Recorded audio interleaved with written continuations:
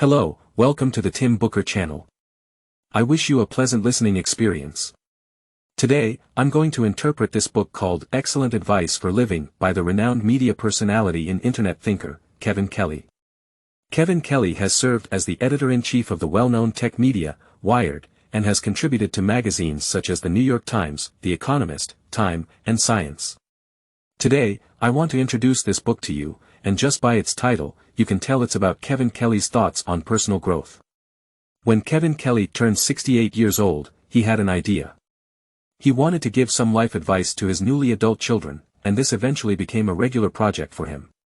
Every year on his birthday, he recorded some of his advice. Over the years, he accumulated 460 pieces of advice, which he then compiled into this book. Kevin Kelly's hope was to keep his advice as concise as possible, with no strong connections between them. One piece of advice might be as simple as, your last mistake is your best teacher, and the next could be about checking the fuel gauge when renting a car. Having these pieces of advice might make you think that Kevin Kelly is a bit mischievous.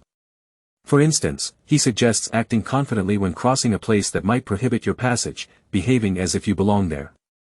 Another piece of advice is about keeping kids in line during road trips by having a bag of their favorite loose candy and tossing one out of the window when they misbehave. You can almost picture Kevin Kelly with a mischievous grin as he wrote these pieces of advice. But behind these hundreds of life advice, I discovered a unified philosophy of life from Kevin Kelly: life is all about choices. What does this mean? Let's take one piece of advice from the book as an example. Kevin Kelly says, there's no such thing as being on time, you're either late or early, it's your choice. Why does he say there's no such thing as being on time? If you think about it, when we make an appointment for, say, 9 a.m. tomorrow morning, and you walk into the meeting room at exactly 9 a.m., you might think you're punctual. But what that really means is you're punctual according to someone else's schedule, which is based on a plan and a specific point in time. As for your side of the equation, you can't be as precise. It's either before that time or after it, in other words, early or late. Kevin Kelly doesn't pass judgment on whether we should choose to be late or early or get into a moral discussion about the right time to arrive. Instead, he provides two other pieces of advice to analyze the consequences of being early or late. One piece says, being on time represents respect, while the other suggests that when you make someone wait for you, they start thinking about all your flaws. So, if you prioritize your own time and don't mind if others perceive your flaws, you might choose to be late. But if you want to show respect and avoid others dwelling on your flaws, it's better to arrive on time. Following this perspective, if we delve into the logic behind these 500 life advice from Kevin Kelly, it becomes clear that they are all about choices in life. I've identified 4 key choices that Kevin Kelly cares about the most. 1. When to be fast and when to be slow. 2. When to persist and when to change. 3. When to be optimistic and when to be cautious. 4. When to be proactive and when to retreat. In this audio segment, we'll explore Kevin Kelly's valuable life advice based on these 4 choices. Let's first discuss when Kevin Kelly believes in life we should be fast and when we should be slow. In Kevin Kelly's view, work should be faster. In this book, Kevin Kelly shares many methods to enhance work efficiency, and the core principle is to get into the work state faster, shift from daydreaming to action faster, and produce results faster. So, according to Kevin Kelly, setting deadlines for important tasks is very necessary. Deadlines help you filter out less important matters, allowing you to get into the work mode more swiftly and even discard perfectionism. If you're lucky, the pressure of a deadline might even lead you to unconventional solutions. If your work involves creativity, you need to be even quicker because ideas are fleeting. According to Kevin Kelly's experience, new ideas vanish from your mind in less than 5 minutes. You should utilize those 5 minutes to act promptly. What should you do? First and foremost, jot down your ideas to prevent them from slipping away. But more importantly, you should immediately take action, making your ideas tangible. For example, sketch a rough outline or build a model with cardboard to turn your design into reality. This approach has a significant benefit. Ideas in your mind are often perfect, but that perfection is often an illusion. By promptly translating your ideas into concrete actions, you can immediately assess if they can truly come to life. Now, if you encounter procrastination in your work, what should you do? Kevin Kelly offers an unconventional piece of advice. When facing procrastination, don't resist it, treat it as the most important task at that moment. Seriously indulge in procrastination. How do you do this? You can set a 5-minute timer during which you do absolutely nothing, not work, not check your phone, not play games, and not chat with anyone. Kevin Kelly says you'll discover that you can't actually complete this task, and after 5 minutes, you'll even be eager to get back to work. I tried this method myself and found that humans are creatures who detest idleness. Paradoxically, this focused form of procrastination can be even more painful than working. So, if you're plagued by procrastination, you might want to try Kevin Kelly's "fight fire with fire" approach. In reality, what hampers your productivity isn't resistance to doing tasks, it's the desire to do too many things.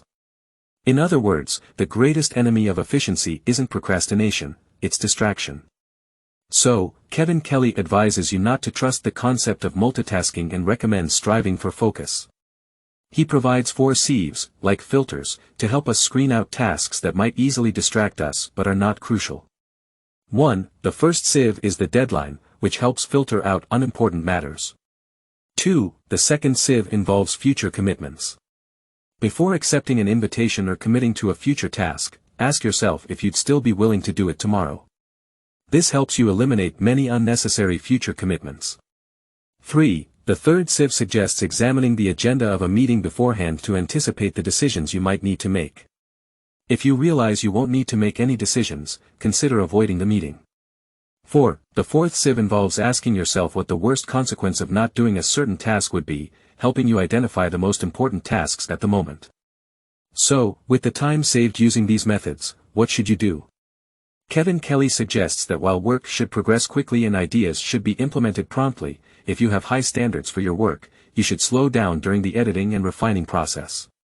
You should separate the processes of creating and improving. If you edit and polish while creating, your creative energy will quickly wane. So, for your first draft of an article, consider it as a creative sketch. For an invention, create a prototype.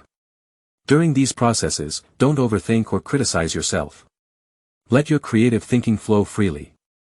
When you have a first draft, you can then slow down and imagine this phase as precise cutting. You can't expect to make a perfect cut with a single stroke, you should make a rough cut and then gradually refine it, step by step, until you achieve the desired precision. Kevin Kelly even advises that if you're completing a significant task, mentally prepare for the fact that the last 10% of the work will require 90% of your effort.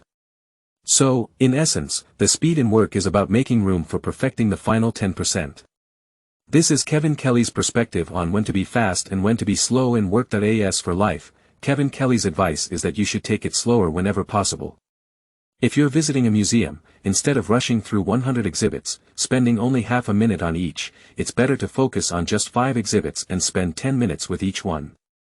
Slowing down is the key to truly appreciating art and taking in its essence.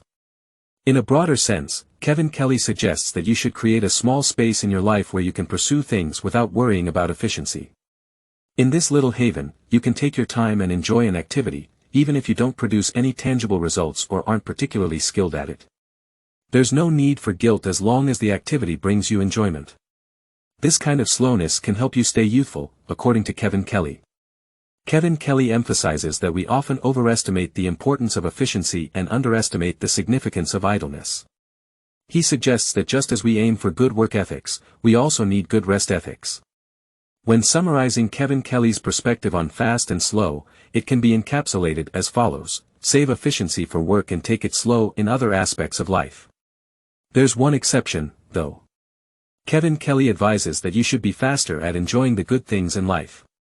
Don't save fine china and good wine for rare occasions, life may pass by waiting for the perfect moment. Whenever you have the opportunity, bring them out. Now, let's discuss when Kevin Kelly believes we should stick to our convictions and when we should seek change in life. Most of the time, Kevin Kelly recommends embracing change. He suggests that whenever you are faced with a choice and are unsure which path to take, opt for the one that promises change. Kevin Kelly views technology through the lens of evolutionary thinking and believes that embracing change is the foundation of progress. Kevin Kelly's formula for progress is progress equals change plus choice. He encourages us to initiate changes to propel progress.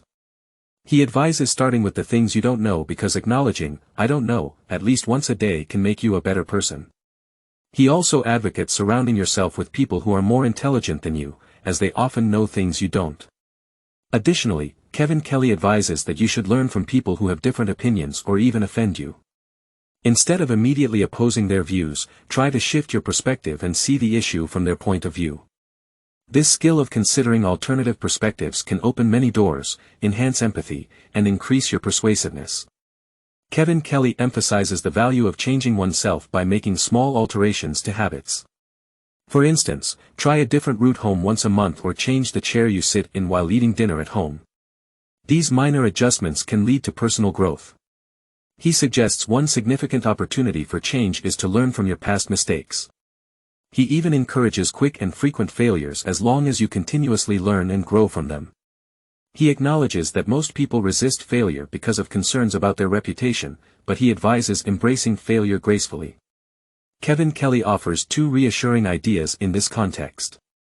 First, professionals make just as many mistakes as non-professionals. The difference is that professionals have learned how to correct their mistakes elegantly. Second, he reminds us that only about 2% of our lives is visible to others. Even if you fail 100 times, others might only notice 2, so it shouldn't affect your image. Kevin Kelly also suggests that there are things in life that we should persistently adhere to. We should define ourselves based on what we love and accept rather than what we despise and reject. He recommends believing that every product is 90% waste and only 10% essence, applying this principle to things like novels, movies, theater, and food. Always try new experiences to discover that 10%. Kevin Kelly advises being irreplaceable by doing things that AI cannot do, thus emphasizing the importance of developing unique skills. Reading history is another practice he encourages, as it helps you understand that many strange things have happened in the past, making you less surprised by unusual events in the future. Regarding the balance between change and stability, Kevin Kelly suggests maintaining a 1/3 and 2/3 equilibrium. For instance, when eating, spend 2/3 of the time on familiar and delicious dishes and 1/3 of the time exploring new tastes and restaurants. Even as you age and might become more conservative, he advises trying to maintain this ratio.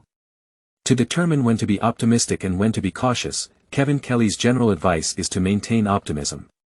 He believes that staying positive can significantly boost your intelligence, as fear is often the result of limited imagination. When facing fear, expanding your imagination can often dispel it. Therefore, he suggests that optimism, not bravery, is the antidote to fear. In the realm of technology, Kevin Kelly, despite being a minority in his optimism, believes that the development of technology can make the world a better place. He acknowledges the concerns but thinks the benefits of technology outweigh the drawbacks. However, he does issue some cautionary advice. Firstly, maintain a safe distance from sharp objects, be aware of emergency exits when flying or staying in hotels, and back up important files. To wrap up, Kevin Kelly advises adopting a mix of optimism and caution. Embrace change, learn from different viewpoints, seek constant improvement, and be unafraid of making mistakes. Be slow when enjoying the finer things in life, make small adjustments, and balance stability with change. Lastly, let's talk about when Kevin Kelly believes you should be proactive and when you should step back. Kevin Kelly strongly advises that you should be an active participant in your relationships, and being extra proactive is often beneficial. He points out that most of us tend to be passive in our relationships. As he puts it, everyone is somewhat shy, waiting for others to introduce themselves, send them an email, or make plans. Kevin Kelly's message is clear: don't hesitate, take action. Even if someone rejects you, you should maintain your proactive approach because you'll discover that many people are just too shy to say yes the first time. Your chances of success on the second attempt can be remarkably high. In this book, Kevin Kelly also shares 2 rules he follows in his interpersonal relationships: the 3rd rule and the 7th rule. The 3rd rule helps you obtain the answers you truly seek. After asking someone a question and receiving a response, you can ask for further clarification. Repeat this process for 3 consecutive times, and the 3rd response is typically the closest to the truth. The 7th rule helps you find the most valuable sources of knowledge. If you ask someone a question, and they don't know the answer, you can inquire, "Who do you think I should ask next?" You can continue this process for up to 7 people, and in most cases, you'll obtain the answer to your question. Kevin Kelly also advises that you should be proactive in giving and contributing in your relationships. While there are numerous suggestions in the book regarding kindness and generosity, many of which are common sense, Kevin Kelly firmly believes that the rewards you receive in your relationships will far surpass your efforts. He lists 2 major reasons for this. The first reason is that others can help you see your future more clearly. As Kevin Kelly puts it, you need teachers, parents, customers, fans, and friends because they often see who you can become before you can. The second reason is that others can help you see your present more clearly. Kevin Kelly contends that success requires 3 essential abilities. The first 2 are the ability to persevere and not give up on something before it succeeds, and the ability to abandon ineffective efforts. These 2 abilities are often contradictory, and knowing what to give up and what to persist with can be challenging. Therefore, the third ability is crucial, finding good teachers and friends who can help you distinguish between what to persist with and what to let go of. In the previous sections, we've seen that Kevin Kelly's life advice tends to come in pairs: advice for fast and slow, change and steadfastness, optimism and caution. However, when it comes to relationships, Kevin Kelly's guidance leans firmly toward proactivity. In his view, you should be proactive, not passive, whether it's about initiating interactions, seeking answers, or offering help. With this, I've provided an interpretation of Kevin Kelly's valuable life advice from this book that I end the final segment of this video. I'd like to share Kevin Kelly's last piece of advice from the book, which revolves around how to use the book itself. Kevin Kelly emphasizes that his suggestions are not hard and fast rules, they are more like hats. If one doesn't fit, try another. Although I've introduced dozens of Kevin Kelly's life suggestions in this video, I still recommend that you read the book. It's not lengthy, and because it's composed of concise life insights, it's an easy read. I recommend approaching the book in the following manner: you can quickly browse through the suggestions. If you immediately agree with one, there's no need to dwell on it. Instead, focus your attention on those suggestions that you find difficult to agree with at first glance or those where you're unsure of Kevin Kelly's intent. Take some extra time to reflect on these and understand his meaning. Afterward, ask yourself 3 questions. 1. Does what he says make sense? 2. Should I adopt his approach? 3. How should I implement this in my future? Even if your answers lead you to conclude that a particular piece of advice doesn't make sense, or you don't want to adopt it, that's perfectly fine. This reflective process is still valuable. As they say, an unexamined life is not worth living. By using Kevin Kelly's life advice to reevaluate your own beliefs, you can discern which life attitudes you endorse, which you have legitimate reasons to disagree with, and which you should acknowledge but haven't yet put into practice. Clarifying these points will help you genuinely apply the book's content to your own life and derive real benefits. That concludes the essence of this book. Congratulations on completing another book. I'd like to express my gratitude for your support and attention. Please subscribe to the Tim Booker channel, give it a thumbs up, and share this valuable knowledge with your friends. Let's combine wisdom and action, achieve our financial goals, and create a better future together. Thank you, everyone, and goodbye.